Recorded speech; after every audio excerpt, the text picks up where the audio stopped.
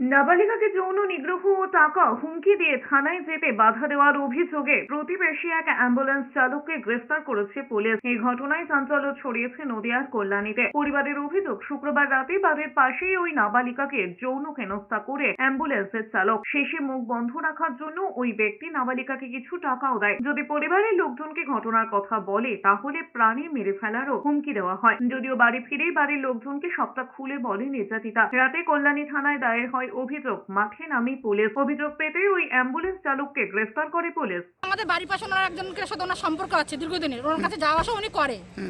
ওনার সোর্সেই বাচ্চা মেয়েটার সাথে এরকম করেছে। মেয়েটা বলে, মেয়েটাকে ভয় দেখিয়েছে যে বললে তোর বোনকে মেরে ফেলবো, তোকে মেরে ফেলবো। ভয়তে মেয়েটা কিছু, মেয়েটা যেমন বলে না, চুপচাপ হয়ে গেছে। মেয়েটা কথাবার্তা বলা বন্ধ হয়ে গেছে, কারোর সাথে কথাবার্তা কিছুই বলে না। মেয়েটাকে সবাই প্রেশার দেওয়াতে মেয়েটা বললো। মেয়েটার ব্যাগে আবার টাকাও দিয়েছে, মেয়েটার ব্যাগে টাকা পাওয়া গেছে। টাকাটা পাওয়ার পর ওকে বলা হচ্ছে এত টাকা কোথা থেকে পেলি? এই টাকাটা হচ্ছে উনি দিয়েছে। কিসের জন্য দিয়েছে? তখন বললো আমার সাথে এরকম এই সমস্ত জিনিস করেছে।